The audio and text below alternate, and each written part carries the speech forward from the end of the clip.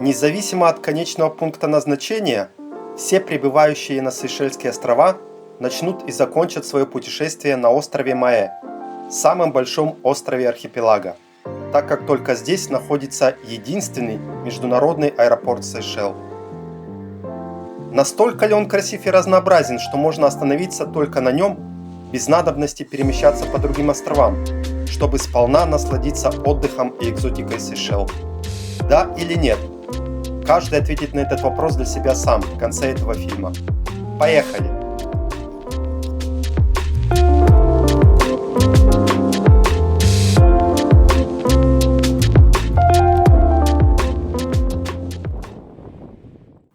Именно благодаря открытию международного аэропорта в 1972 году, а также обретению независимости от Великобритании, Маэ в настоящее время является таким центром, хабом для туристов со всего мира, прибывающим на Сейшелы, а также экономическим и культурным центром Сейшельских островов.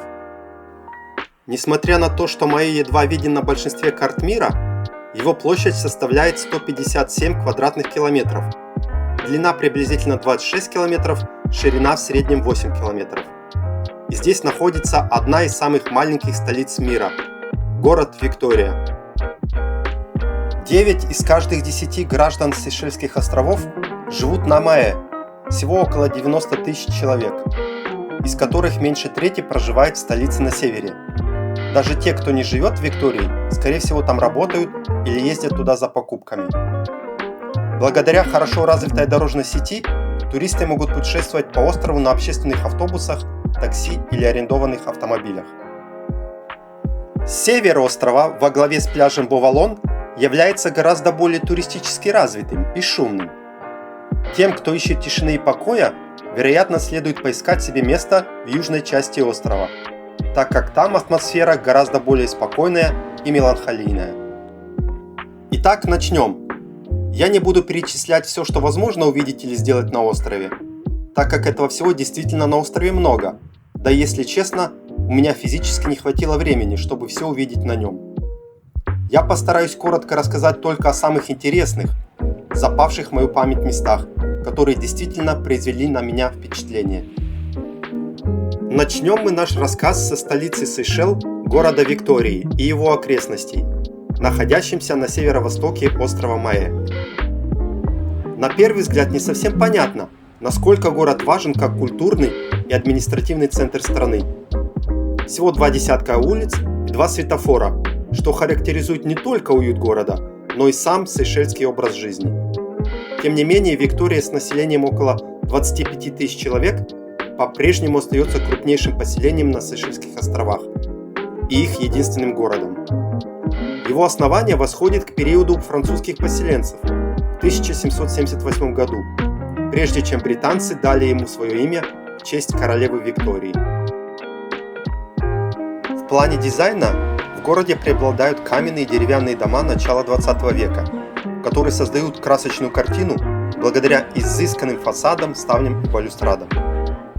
Прогуливаясь по улицам мимо этих зданий, вы обязательно уловите запах различных волнующих ароматов специй, часто исходящих из небольших продуктовых магазинов, где можно запастись приправами. Виктория, несомненно, заслуживает более пристального изучения, и вот несколько мест, которые предлагают интересную культурную, историческую и природную изюминку для отдыхающих на Сейшельских островах. Главная достопримечательность столицы – Часовая башня, является, безусловно, ее самым узнаваемым символом. Возведена была в 1903 году в честь королевы Виктории. Несмотря на то, что ее часто называют маленький Биг Бен, на самом деле она основана на менее известной башне с часами в Лондоне, расположенной на пересечении улиц Виктория и Воксхолл-Бридж-Роуд. Напротив башни находится следующая достопримечательность – Национальный исторический музей. Хоть это не самая захватывающая выставка, любой, кто интересуется историей или географией, найдет здесь занятия по душе. Модели кораблей, карты, старинное огнестрельное оружие, фотографии, рисунки и документы из исторических периодов. Так называемый Pier de Possession, камень захвата, пожалуй, самый важный экспонат. Этот камень был установлен в 1756 году как символ владения Сейшелами французской королевской семьей. Монумент 200-летия Виктории. Монумент состоит из 3 пар вытянутых белых крыльев и был построен в 1978 году во знаменование 200-летия Виктории. Памятник создал итальянский художник Лоренцо Апиани, живший в то время на Сейшельских островах. 3 крыла символизируют происхождение населения Сейшельских островов и представляют 3 континента, представленные в стране – Африку, Европу и Азию. Самая большая католическая церковь на Сейшельских островах – собор Непорочного Зачатия Пресвятой Богородицы. Построена в 1892 году и отреставрирована в середине 90-х годов прошлого столетия. Расположена на небольшой возвышенности на окраине города и достаточно большая, чтобы вместить около 700 верующих. Классический дизайн собора того времени, яркие краски, переливающиеся сквозь витражи здания, а также изумительные, вырезанные в дереве двери, вызывают трепет и восхищение. Церковь служит тихим, созерцательным местом недалеко от суеты рынка и в основном используется женщинами для поклонения или возложения цветов, ну и, конечно же, для церковных обрядов.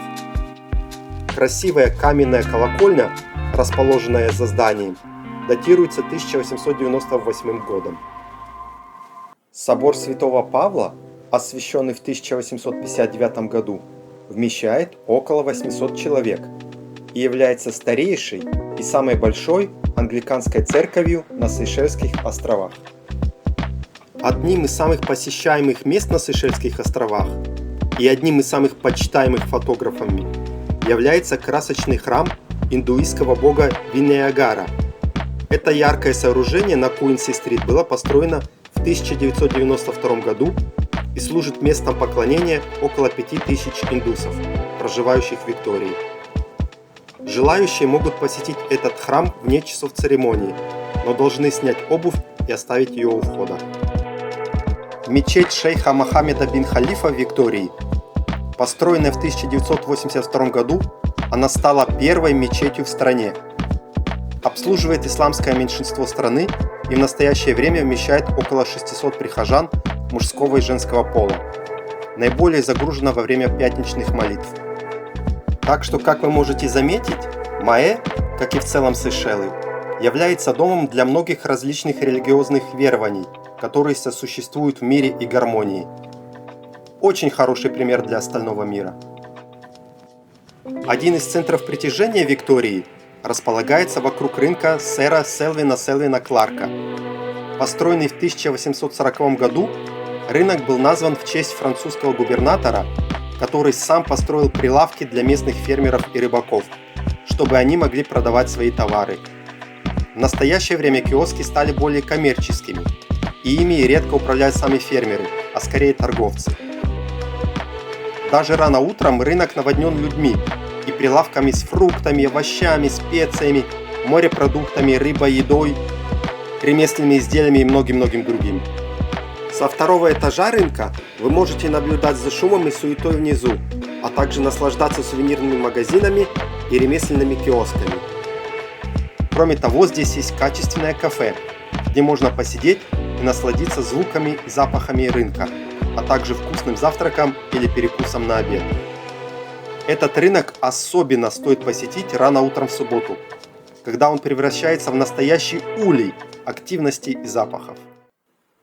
Зеленая жемчужина города, а именно его национальный ботанический сад, обязательно должен быть в центре внимания всех, кто посещает Маэ, но не намеревается посетить другие острова. Здесь вы познакомитесь с богатым разнообразием флоры Сейшельских островов, а также с некоторыми видами местной фауны. Всего здесь произрастает около 500 различных местных и привезенных из-за рубежа растений, начиная от сотен разнообразных видов цветов, фруктовых деревьев и заканчивая местной знаменитостью пальмой Коко-де-Мер. В верхних частях сада можно полюбоваться местными птицами и летучими мышами. Экскурсия начинается или завершается большим вольером, в котором живут гигантские черепахи Альдабра. В настоящее время это убежище площадью 10 000 квадратных метров способствует сохранению биоразнообразия Сейшел. В зависимости от вашего темпа, визит в этом парке займет от 1 до 2 часов. Вход 5 евро. Нечто подобное, но в гораздо меньшем масштабе, расположено на холмистой местности над пляжем Анс-Рояль на юго-восточном побережье Майя. Le Jardin du Roi, что в переводе означает «королевский сад», является известной плантацией специй, ботаническим садом и заповедником одновременно. Этот старый сад специй до сих пор пропитан ароматами ванили, гвоздики, мускатного ореха, корицы и множества других специй. А также здесь произрастает огромное количество разнообразных тропических фруктов и цветов.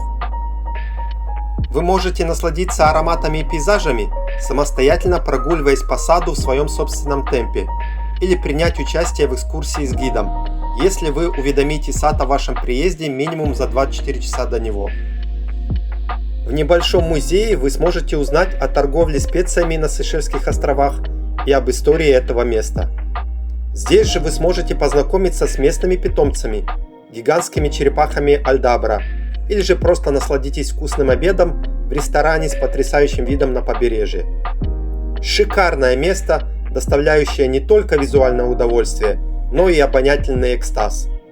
Цена билета примерно 8,5 евро. В начале 21 века на останках умершего кораллового рифа на юг от Виктории начали создавать искусственный остров Эдем.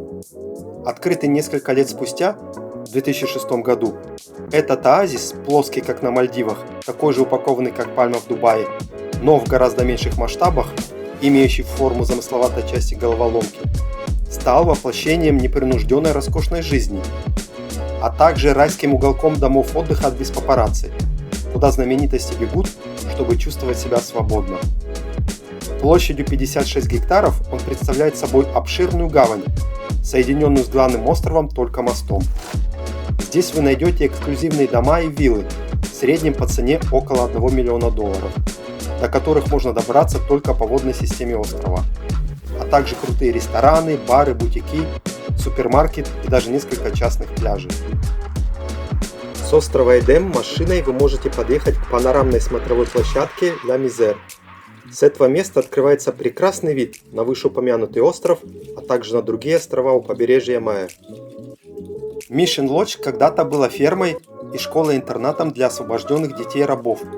Сейчас же это место популярно из-за смотровой площадки, откуда открывается захватывающий вид на зеленые склоны гор и бескрайний лазурно-голубой океан западного побережья острова. Пишут, что королева Великобритании Елизавета II наслаждалась чашкой чая и видом с этого места, когда посетила Сейшелы в 1972 году. Чуть дальше по дороге на запад находится чайная фабрика, основанная в 1962 году, где занимаются выращиванием и производством чая на Сейшельских островах. Расположена она в довольно фотогеничном месте, откуда открывается прекрасный панорамный вид на западные склоны Майя. Мнения насчет этого туристического объекта разделяются. Одним оно нравится, другие пишут, что это скучное место, не стоящее внимания. Расскажу вам про мой опыт и мнение, которое я получил после визита этого места. Заплатив достаточно дешево, всего примерно 3,5 евро за тур по этой фабрике, вы в течение примерно 10 минут самостоятельно ходите и рассматриваете только доступные для посещения уголки фабрики, а также можете понаблюдать за скучным процессом упаковки чая. Рядом находятся неплохое кафе, а также маленький магазинчик, где вы сможете купить местный чай с различными ароматами. Меня там впечатлил только божественный вид на западное побережье Майя, а также сам факт, что на Сейшелах существует какая-никакая фабрика чая. Так что выбор за вами, но по меркам Сейшел это действительно уникальное место. Домен де Валь-де-Пре известна как небольшая деревня ремесленников. Местные умельцы и художники работают там над своими проектами, а также продают свою продукцию. Их мастерские содержат множество различных произведений искусства и ремесленных предметов, в том числе украшения, одежду, мыло и головные уборы. Проект финансировался в 1980-х годах правительством США. Его основной целью было и остается сохранение старых зданий бывшей плантации. Самый большой из домов, бывший дом плантатора, является самым старым из них и был построен в 1870 году. В настоящее время здесь находится музей, где вы можете очень четко увидеть, как жило белое высшее сословие, так называемые гранд-планы. Очень даже неплохо им там жилось. От себя могу сказать, это действительно одно из лучших мест на острове, чтобы купить оригинальные, местно изготовленные сувениры и проникнуться атмосферой местного прошлого. Путешествие на Сейшельские острова будет неполным без остановки на ромовом заводе Такамака. Он до недавно был единственным коммерческим производителем и экспортером рома на Сейшельских островах, основанном в 2002 году двумя братьями из семьи Де Офа. Расположенный в великолепном поместье, этот заводик изначально был плантацией тропических специй, главное здание которого представляет собой тщательно отреставрированный традиционный сейшельский особняк, построенный в 1792 году. Тур по ромовому заводу и саду Такамака очень информативен и является очень популярным на Маэ, привлекая в это место все больше и большее количество туристов. Вы также примете участие в профессиональной дегустации 5 сортов рома. Мне больше всего понравились 2 сорта со вкусом ананаса и кокоса, которые обычно используются для приготовления тропических коктейлей. Словом, это место предлагает вам уникальный опыт и оставляет достаточно позитивное хмельное впечатление. Здесь вы также сможете купить понравившееся вам изделие рома. Цена тура примерно 10 евро. Ссылка на их сторонку, с помощью которой вы сможете с ними сконтактироваться, находится внизу. По острову разбросаны величественные пики и густые леса с разнообразной местной флорой и фауной, создающие потрясающий фон для многочисленных пешеходных маршрутов острова. Некоторые из них ведут через живописные места, где вы часто окажетесь в полном одиночестве среди нетронутой природы. Среди них особенно можно выделить такие тропы, как Каполия, Анс-Мажор, Дан-Галас, Каз-Доун, а также внутри самого большого национального парка острова Морн-Сейшелюа, занимающего около 20% территории страны, находится несколько классных троп для хайкинга на самые высокие горы Сейшел. Морн-Сейшелюа 905 метров, Морн-Блан 667 метров, Ле Труа Фрер, в переводе «Три брата» 699 метров. Из-за физической нехватки времени мне пришлось выбрать только один горный маршрут из вышеупомянутых. После долгого анализа всех троп я выбрал был Каполия и нисколько об этом не жалею. Итак, как это выглядело? Сама тропа хорошо отмечена, и в принципе там надо постараться, чтобы заблудиться. В основном маршрут проходит в тени огромного гранитного холма, с которого в конце пути открывается великолепный 360-градусный вид на все восточное побережье Маэ во главе со столицей Викторией, остров Эдем, аэропортом и ближайшими островами, а также всю внутреннюю часть острова Маэ. В ясный день здесь также открывается лучший вид на Морн-Сейшелюа, самую высокую гору архипелага. Этот тур также позволит вам вблизи увидеть большую часть богатой флоры Сейшельских островов, часть которой можно найти только на этих высотах. По пути можно найти такие специи, как корица и ваниль, а на вершине можно увидеть множество плотоядных растений-кувшинок, которые произрастают на острове и питаются различными видами насекомых. Мне посчастливилось даже увидеть живого представителя местной фауны, смешного зверька Тенрека, выглядевшего как более легкая, такая раздетая версия нашего ежика. Теперь о деталях этой прогулки. Сам поход занимает от 1 до 2 часов туда и обратно, но из-за такой жары и влажности кажется, что это длится гораздо дольше. Плюс по пути есть несколько крутых участков, которые преодолеваются с помощью лестниц и мостиков. Так что он не такой уж и легкий, и надо пребывать хотя бы в средней форме, чтобы его преодолеть. Вот честно, потеешь немилосердно все время похода. Но именно из-за совокупности всех этих деталей, недолгий, но достаточно тяжелый, требующий хорошей физической формы подъем в жарком и влажном климате, плюс близкая встреча с уникальной флорой и фауной, плюс фантастический вид с верхушки холма, вот из-за всего этого я был и выбрал этот маршрут, и остался абсолютно им доволен. Да, кстати, в начале пути вы платите вступительный взнос за вход на этот маршрут в небольшой кассе в размере 100 сейшельских рупий. Это где-то в районе 6,5 евро. А там, где горы, там и водопады. Пожалуй, самым впечатляющим на Мае является водопад Сазье. К счастью, до него легко добраться. Пройдя примерно 2 километра вдоль реки вглубь острова, вы сможете окунуться в этом гранитном водоеме в окружении скал. Горный поток здесь льется по крутому гребню, а после обильных дождей превращается в довольно бурный водопад. Но будьте осторожны на мокрых камнях, так как они могут быть очень скользкими. Этот небольшой, но такой фотогеничный водопад действительно впечатляет и дает долгожданную прохладу в знойные дни. К сожалению, этот впечатляющий водопад также вдохновил некоторых заработать деньги на этом месте. И теперь, если вы хотите добраться до водопада, взимается небольшая плата за вход. Помимо пеших прогулок, север Майя также является отличным местом для дайвинга. Преимущественно Бовалон предлагает различные варианты дайвинг-центров с различными турами, но не только он. Можете остановить фильм, чтобы записать названия этих центров и найти их в интернете. Кроме дайвинга, здесь также есть несколько хороших вариантов для снорклинга. На севере Майя одни из лучших мест включают северную и южную оконечность залива Бовалон, а также Анс-Мажор. Морские прогулки в морской парк залив Бетерне или морской национальный парк Святой Анны также многообещающие.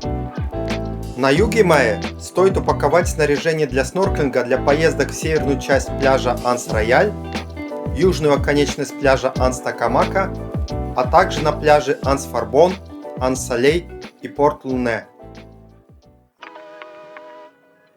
Доходим до самой интересной части – пляжей острова Майя.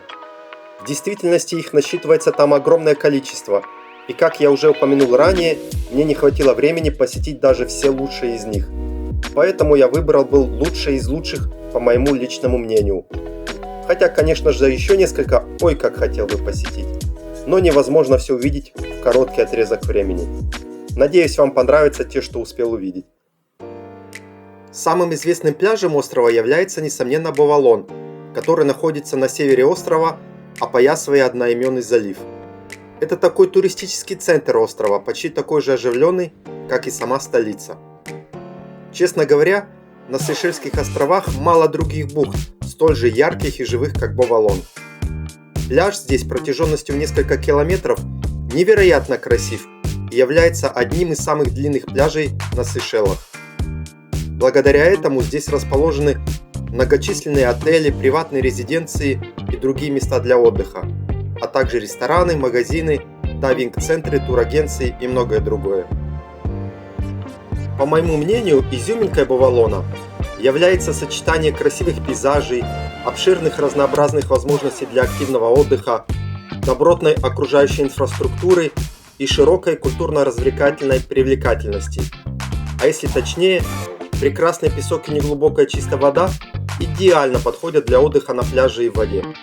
Красивый подводный мир идеально подходит для снорклинга или подводного плавания. Обширная бухта означает, что вы можете легко заняться серфингом, виндсерфингом, кайтсерфингом или водными лыжами, не мешая другим. И, наконец, многочисленные экскурсии и варианты аренды означают, что единственным ограничением является то, чем вы хотите занять свой день. Бовалон также стоит посетить вечером, чтобы насладиться прекрасным закатом, а также местными ресторанами и барами. Помимо посещения самого пляжа, по средам вы не должны пропустить базар Лабрин, который обычно начинается на закате. Здесь туземцы продают местные продукты, изделия и сувениры, а также вы сможете попробовать местную кухню за относительно дешевую цену, в отличие от большинства мест на Сейшелах. Кстати, данное мероприятие частенько сопровождается живой музыкой. С таким разнообразием развлечений неудивительно, что Бовалон так хорошо известен как туристам, так и местным жителям, и является одним из немногих мест, которые стоит посетить тем отдыхающим, кто любит более активный, шумный отдых на Сейшельских островах. Для меня это место – это пример так называемого массового туризма по-сейшельски. Кто-то это любит, кто-то нет. Выбор за вами. Дальше на север от Бовалон расположен небольшой, но очень фотогеничный пляж Sunset Beach. Название он получил от близлежащего одноименного отеля и имеет сравнительно небольшие размеры. Пейзаж, который встречает вас на Sunset Beach, типичен для Сейшельских островов. Чистейший мелкий песок, прозрачная манящая вода, изящные гранитные валуны и впечатляющие пальмы. Все это здесь присутствует, что делает это место прекрасным для того, чтобы провести расслабляющий день на солнце или в тени, а также отличным местом для памятных фотографий. Мелководье отлично подходит для плавания или снорклинга, а также делает этот пляж безопасным для детей и неуверенных в себе пловцов. Здесь также можно заняться подводным плаванием или покататься на каяках. В общем, Sunset Beach – отличный небольшой пляж на Мае, обладающий целым рядом различных особенностей, которые понравятся всем отдыхающим. Насколько я был очарован пляжем Анс-Патат на острове Ладик, смотрите ролик о нем по ссылке вверху. Настолько настоящим открытием для меня стал пляж Анс-Парнель на острове Мае. Нашел я его чисто случайно, проезжая мимо на машине и, увидя с дороги неземное по красоте побережье, решил там остановиться. За что был вознагражден умиротворяющей атмосферой и безумно красивым, как с картинки, видом на этот райский пляж. Открыточный пейзаж с изящно наклоненными пальмами, нетронутый белый песок и кристальная чистая вода.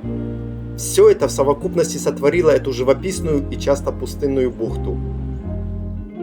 Океан здесь действительно мелкий, а отсутствие резкого обрыва означает, что вода безопасна для детей и неуверенных в себе пловцов. Однако морское дно покрыто камнями и кораллами, поэтому любой, кто рискует зайти в воду, должен быть осторожен и смотреть, куда он ставит ноги.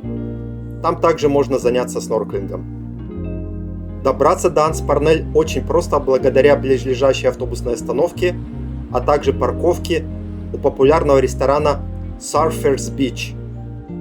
От чистого сердца могу посоветовать вам остановиться хотя бы на несколько минут, а лучше часов на этом сказочном пляже. Получите огромнейшее визуально-эмоциональное наслаждение. Следующий пляж по размеру и длине уступает на Мае только пляжу Бовалон, но по уединенности выигрывает каждый день, кроме разве что выходных. Мелкий белый песок, горный пейзаж с густой растительностью, идеально бирюзовая вода и обрамляющие его с каждой стороны внушительные гранитные образования делают Анс-Интенданс открыткой наяву. Невероятная красота этого места свидетельствует о том, что Анс-Интенданс для многих является одним из самых захватывающих по красоте дух пляжей на Сейшельских островах. Пляж отлично подходит для принятия солнечных ванн, а многочисленные пальмы спасают от солнца, когда вы захотите от него отдохнуть. Тем не менее, следите за падающими кокосами, которые могут быть довольно опасными. Здесь нет прибрежного кораллового рифа, защищающего залив от открытого океана, поэтому вода довольно быстро становится глубокой, а во время юго-восточного пассата с мая по сентябрь большие волны могут обрушиваться на пляж, что делает купание опасным вдвойне для большинства людей. Я же, как вы могли увидеть, побывал на Сейшелах в более спокойный период года. Взрослые и дети могли безбоязненно купаться и резвиться в воде на безопасном расстоянии от берега. Добраться до пляжа очень просто на машине или автобусе. Автобусная остановка находится всего в нескольких минутах ходьбы от побережья. Поблизости также находятся бесплатные парковочные места. Помимо самого пляжа, в бухте Анс-Интенданс находится курорт Banyan Tree Resort, поэтому сам пляж в основном посещают гости этого престижного отеля. По сути, этот курорт является чуть ли не единственным во всей бухте. Рядом нет ни гестхаузов, ни ресторанов. Тем не менее, есть небольшой пляжный бар, в котором продаются закуски и холодные напитки, чтобы вы не скучали, пока наслаждаетесь своим времяпровождением на этом райском пляже.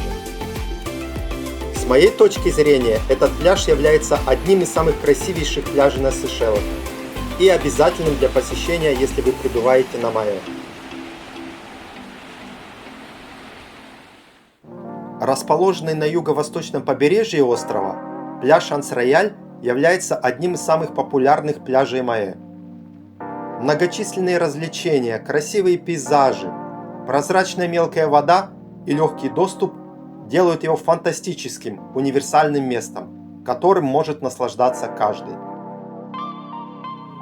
Физически Анс-Рояль – это длинная тянущаяся бухта, состоящая из нескольких небольших участков пляжа. Однако всех их объединяет защита, предоставляемая коралловым рифом в открытом океане. Этот факт в сочетании с идеальной глубиной океана в этом месте от 2 до 3 метров гарантирует, что вода обычно спокойная и идеально подходит для плавания или снорклинга. Особенно популярна северная часть этой бухты, часто известная под отдельным названием как Fairyland Beach или Relax Beach, представляющая собой небольшой, но чрезвычайно популярный пляжик. Там есть все: красивейшие пейзажи во главе с самым распознаваемым комплексом гранитных валунов на острове. В форме, я бы это назвал, пальца в небо. Неглубокая, спокойная, чистейшая вода и отличный вид на небольшой прибрежный островок Шоурс-Сурис. Вышеупомянутое мелководье делает этот пляж также отличным местом для семейного отдыха и безопасным как для детей, так и для неуверенных в себе пловцов. Небольшой поселок городского типа, расположенный рядом с пляжем, носит одноименное название Анс-Рояль и содержит множество различных сервисных объектов, начиная от ресторанов, отелей, магазинов и заканчивая заправочной станцией, больницей, банками, университетом и рядом других обслуживающих помещений. Этот широкий спектр удобств и относительно спокойный характер пляжа гарантируют, что Анс-Рояль может предложить что-то всем, от семей с детьми до пар, ищущих романтическую обстановку. Поэтому неудивительно, что он является одним из самых популярных пляжей на Майе. Но с того, что я слышал, пребывая на Майе, именно на этом пляже были зафиксированы несколько случаев нападения и грабежа туристов, поэтому будьте начеку. Но сам по себе пляж очень красивый, гостеприимный и уютный. Добраться до пляжа просто, благодаря близлежащей общественной парковке и автобусной остановке. Петит-Анс поистине является одним из самых красивейших пляжей на острове. Истертые временем внушительные гранитные валуны, белоснежно-пудровый песок – все это окружено красивым зеленым тропическим лесом, а чистейшая и теплейшая за все мое время пребывания на Сейшелах вода была настолько прекрасна, что вам захочется моментально искупаться. Но будьте осторожны, там нет кораллового рифа, поэтому океан довольно сильный, с временами очень мощными течениями. Кроме плавания и загорания, там также можно заняться виндсерфингом, а также понырять с маской и трубкой. Кстати, это очень популярное место, чтобы обручиться. Я, к сожалению, не увидел вживую эту церемонию. Застал только ее последствия, но увидел, насколько все это фотогенично выглядело бы. Сам пляж расположен в небольшой живописной бухте на юго-западном побережье острова Майе и находится на территории отеля Four Seasons. К счастью, всем желающим разрешен доступ к пляжу. Надо только заранее связаться с ними по телефону или через email, или же просто зарегистрироваться после прибытия на место. После проверки вашей резервации или регистрации оставьте машину на парковке, если вы на таковой приехали, и пройдите по дороге к пляжу. Или же, если вы подождете у ворот, отельная багги отвезет вас на пляж или назад с пляжа к воротам. Постояльцы и гости отеля могут перекусить и выпить в пляжном ресторане отеля, но цены могут кусаться. Итак, если вы ищете одно из самых красивейших мест на острове для отдыха и наслаждения окружающими вас красотами, а также чтобы искупаться в кристально чистых водах, это идеальное место. В целом на острове находятся около 40 прекраснейших пляжей, многие из которых я хотел бы увидеть наяву, но из-за нехватки времени не успел в этот раз. Вот список некоторых из них. Анс-Фарбан, Анс-Солей, Анс-Такамака, Бе-Лазар, Пор-Луне, Полис-Бэй, Тартл-Бэй. Если кто-то из вас уже побывал на острове Майе и посетил его другие, сказочные, по вашему мнению, пляжи, я был бы неизмерно рад, если бы вы перечислили их в комментариях. На этом повествование о моем спонтанном путешествии по Сейшелам подошло к концу. Острова, на которые, если честно, я никогда ранее даже не задумывался попасть, так как данное туристическое направление меня никогда не привлекало, не в моем стиле, оставили на мне грандиозное, позитивное эмоциональное впечатление и намерение еще туда когда-то вернуться. Идиллия. Такая чистая идиллия. Боже. Просто растворяешься вот здесь и сейчас, в этом мгновении. Запахи, звуки. Я об этом уже говорил, но еще раз повторюсь, просто бесподобно. Это тепло, влажность воздуха, вот все такой насыщенный, такой букет этих всех ароматов, ощущений просто. Ох, аль-денте, аль-денте.